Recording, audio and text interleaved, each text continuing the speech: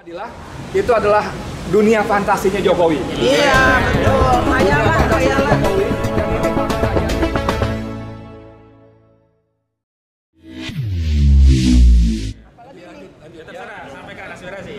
Oke, baik. Misalnya Jokowi dulu pulang. Oke, assalamualaikum warahmatullahi wabarakatuh. Waalaikumsalam. Iya, perkenalkan dulu saya Bu Jati dari Aspirasi.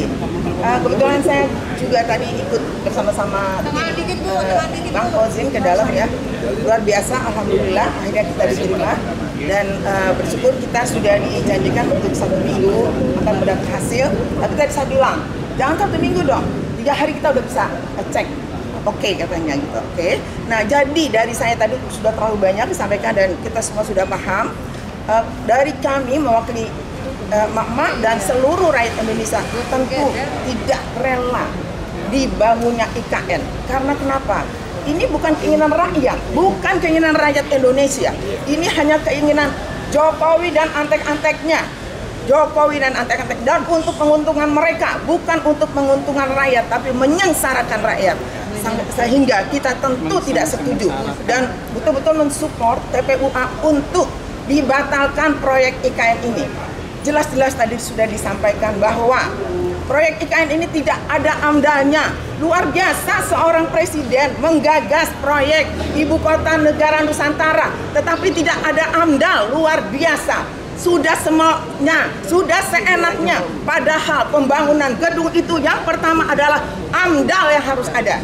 Jadi seperti orang buta huruf, seperti orang tidak sekolah, padahal dia seorang presiden. Luar biasa. Kita diperintah oleh presiden seperti itu. Bilang insinyur, tapi jasanya palsu. Makanya, jadi tidak tahu kalau gedung itu dibangun harus ada AMDAL.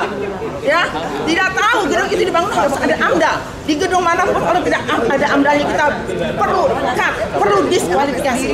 Ya, jadi kami dari Mak rakyat Indonesia mewakili betul-betul kami menuntut supaya IKN dibatalkan. Dan saya sudah dengar tadi pagi saya ada info ke saya pribadi bahwa dia mendapat undangan langsung dari Pak Jokowi, katanya akan diadakan proklamasi proklamasi itu di IKN.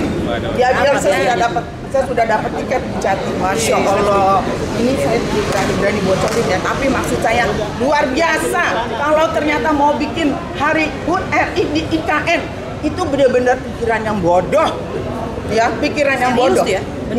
Indonesia ibu kota luar biasa, sudah indah, bagus, betul-betul bisa dibanggakan ke luar negeri seluruh dunia. DKI luar biasa, tapi mau dipindah ke IKN yang aduh, itu tidak ada menang ya.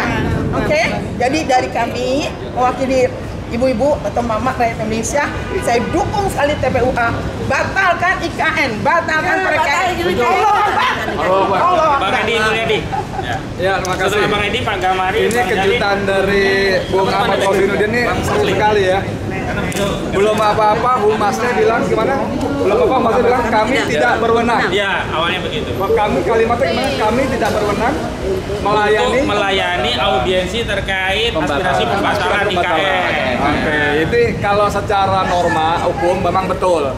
Tapi ini adalah perintah yang muncul di alam bawah sadar pimpinan KPK bahwa mereka ada tekanan kuat, diduga sangat kuat, ada tekanan yang kuat. Pokoknya lo kalau bau-bau IKN batal jangan layanin. Walaupun undang-undangnya memang KPK nggak urusan membatalkan, enggak. Seperti kata Bung Ahmad tadi bahwa KPK itu ya mencegah dan menindak, ya memberantas. Tapi dengan ucapan seperti itu, ini perintah.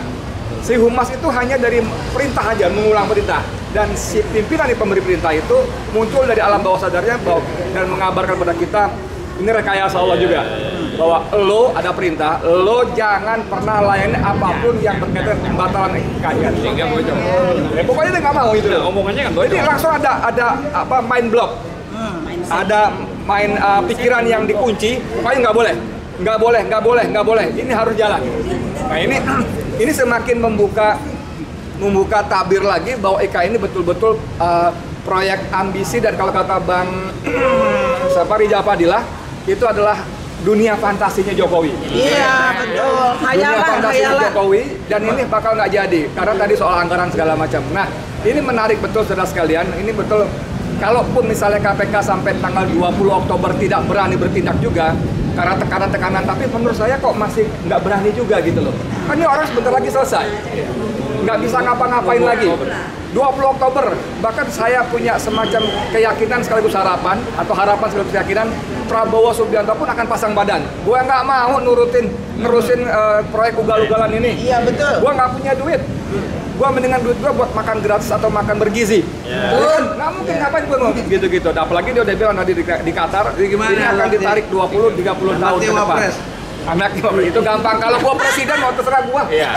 Yang penting gue sekali, apalagi Prabowo kan, walaupun aturan gini itu kalau gue presiden terserah gue. Nah, saudara sekalian, teman-teman sekalian yang saya hormati, saya kira ini menarik betul. Pada saatnya memang ini saya khawatir seperti kata MH Amin Majid, ini orang akan mati ditaruh oleh rakyatnya sendiri. Iya dong. Iya, benar. Bener-bener nggak punya ukuran, nggak punya norma. Pokoknya kalau dia mau sikat aja, ya. Dan saya mohon dengan sungguh-sungguh sebagai pembayar pajak yang membayarin fasilitas gaji operasional KPK, ya, pimpinan KPK laksanakan tugas konstitusional Anda, yaitu untuk menyelidiki, bahkan menyidik potensi-potensi terjadinya korupsi melalui audit investigatif dan audit forensik. Itu aja. Makasih. Assalamualaikum warahmatullahi wabarakatuh. Waalaikumsalam. Pak Gamari.